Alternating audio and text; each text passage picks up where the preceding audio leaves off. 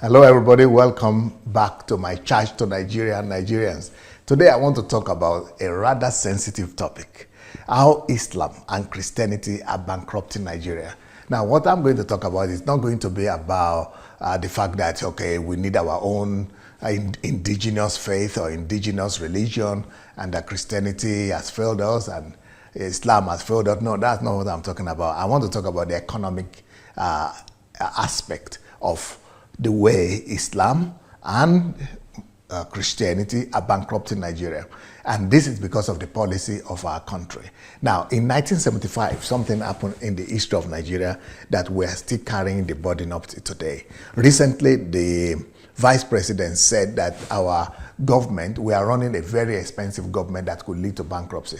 But that has been stated so many times before by former central bank manager, governor Sanusi, and he kept on saying it, that Nigeria is running a very expensive government that might run the country down. So now the vice president started echoing the same thing. And one of the ways that we are running a government and policies that is running our country down that will lead us to bankruptcy as a nation, economic bankruptcy, is through our policy in relations, in government policy in relations to Islam and Christianity. In 1975, something very interesting happened in the history of our country.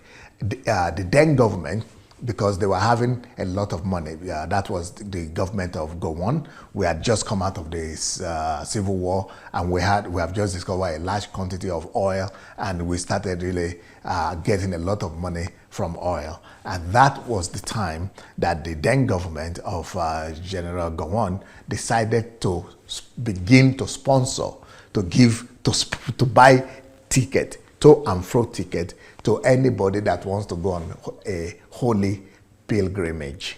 Now, the people who started taking advantage of this were Muslim people. So the Muslims in Nigeria gathered together from all the states, and they will just give the list of their names, and their bishops or whatever, imams have to sanction it, and that's all you need. They'll buy your ticket to and fro, they'll pay for your hotel, they'll pay for all your expenses until you come back, just because you are a religious person.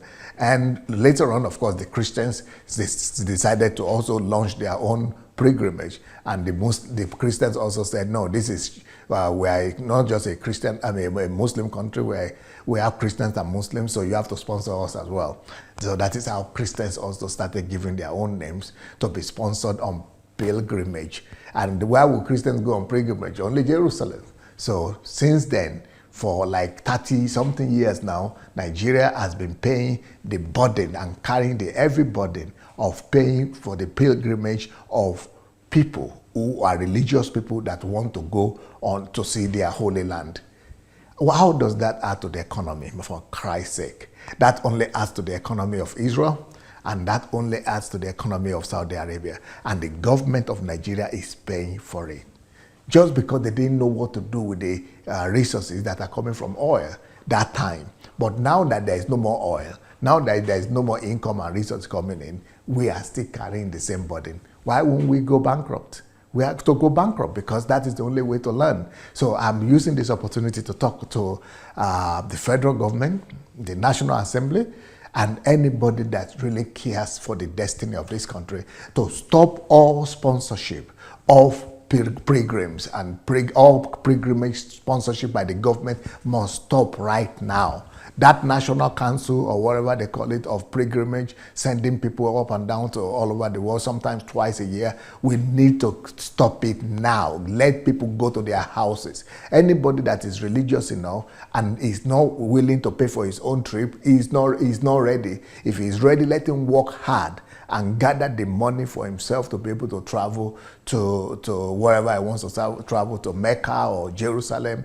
We have to change this kind of practice.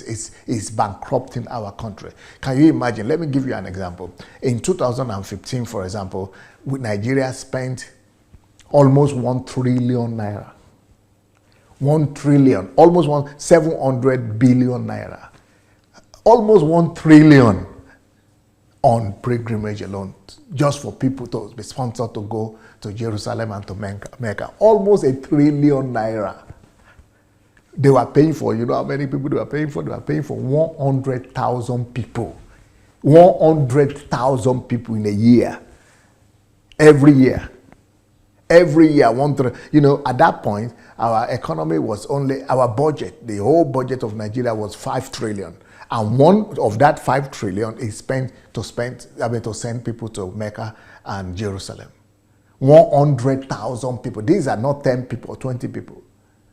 Even civil servants that needed training and that needed on-job training and to go for seminars and training abroad, they stopped sending them abroad, but the believers, the Christians and the Muslims are being sent abroad.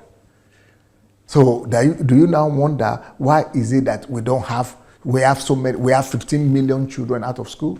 Because the money that is supposed to, that 1 trillion is enough to take care of all the children that are in school. Take them out of the street, out of school, take them out of the street and send them to school. Every year they are doing this, not just 1 year.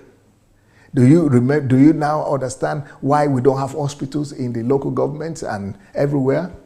Because the money that is meant for the hospital is being divided by the elite.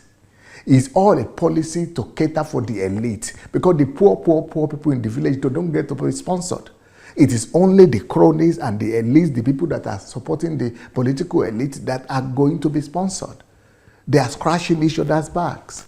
Just like the local government and the traditional rulers. The traditional rulers are part of the elite of the country that are also receiving salary. We have how many traditional rulers in Nigeria? We have so many, you know, we have up to 1,000 traditional leaders, and federal government is paying for them. How will we not be bankrupt? We shouldn't be paying for any traditional ruler. If any king, if any township wants to have a king, let the citizens pay for their king. But we are using taxpayers' money to pay for kings. Okay, we can understand in Great Britain where they have just one king, and so they could pay for their monarchy. But we have 1,000 of them, and we are paying for everybody. Because everyone wants to eat from the national cake. It's all about the issue of national cake. People find excuses and policies. They come up with policies to be able to get some things from the government. Instead of contributing to the government and contributing to the country, we want to find ways that traditional rulers will be paid, pilgrimage will be paid, only among the elite. Politicians will be paid, the people who are campaigning will be paid, the people who are doing this, who are the civil servants will be paid. It's just about eating the national cake of the country. That is what it's all about. And that's why we are heading to bankruptcy. There are no roads, because all the money that are supposed to be used for the roads, we are giving them to the elite. Either they are religious elite, or they are traditional elite, or they are political elite. Why are the schools in such a terrible situation? Because the money is not going there. The budget is being used to be distributed and stolen by this elite. No hospitals because of this. This is just about the little clique, 5% of Nigeria, that are distributing this among themselves, and they will find any reason to do it, even if it is religion, even if it is traveling abroad. What does that have to do with the destiny of a nation? If you are religious, you want to serve your God, go and serve him the way you want. And these religious people that we are talking about, like all these pastors that are being sponsored and the religious leaders that are being sponsored, they are collecting tithe and offering in their churches already. They already have enough money. So why should we, apart from the tithe and offering they are collecting, we should still be using taxpayers' money to sponsor them to go to Israel? Why don't they use the money that they are collecting from their congregation? Same with the Muslim people. They also collect money all the time from people who come to church. Who come to their mosque. Why can't they use the money from their members to go, let each church contribute, let each mosque contribute? But why should it be that it is the federal government that will do this, especially when these churches are not even paying taxes? You know, the churches are not paying taxes, the mosques are not paying taxes, yet they are getting money from the government again. The tax exemption that they already enjoy is already enough compensation for them. So if they come to the government and say, sponsor us, you say, use the tax exempt status that you have. The money that you are saving from paying tax, use it to sponsor yourself.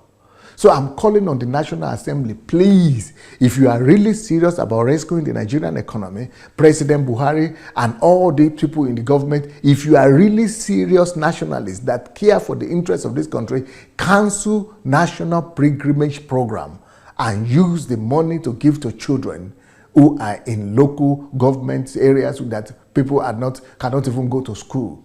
Use the money to take back children back to school. Use the money to build hospitals. Use the money to build roads. Please, stop bankrupting Nigeria in the name of Christianity and Islam. For the love of God, church and nation. Peace.